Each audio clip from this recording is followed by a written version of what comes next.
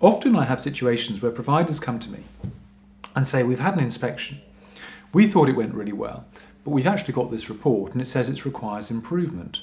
What do we do? Well, I think what I would say to the client really, first of all, is did you actually contribute? Did you actually get the most out of that inspection? Because I think that's important. Most clients will actually have a request for a provider information return in advance of an inspection.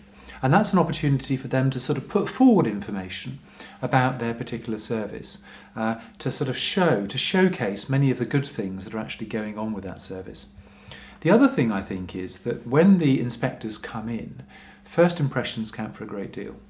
And it's important, I think, that you are able to convey the good work that you're doing within your service. So at the outset, there ought to be a scoping discussion with the inspector, the lead inspector, and they ought to be asking you questions. What is good about your service? What are you proud about? What are the achievements that you've made over the last 12 months or since the last inspection? What challenges do you actually have? What do you think you need to do?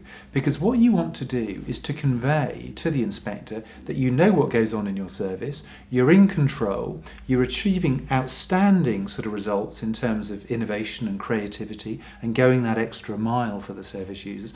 But in terms of governance, in terms of leadership and management, you are on top of the issues. The other thing I think is important is that you need to prepare your staff for the inspection so that they're comfortable with the inspectors coming in. I think that's important to educate the staff in terms of CQC's jurisdiction and what they can and they can't do in terms of an inspection. Because it's important that inspectors obviously act appropriately as well when they're carrying out their public functions.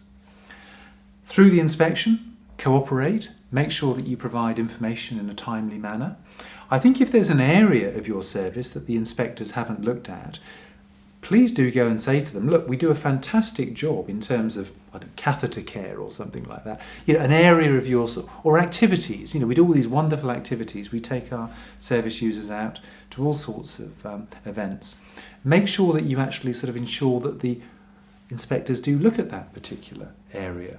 So I think that's important.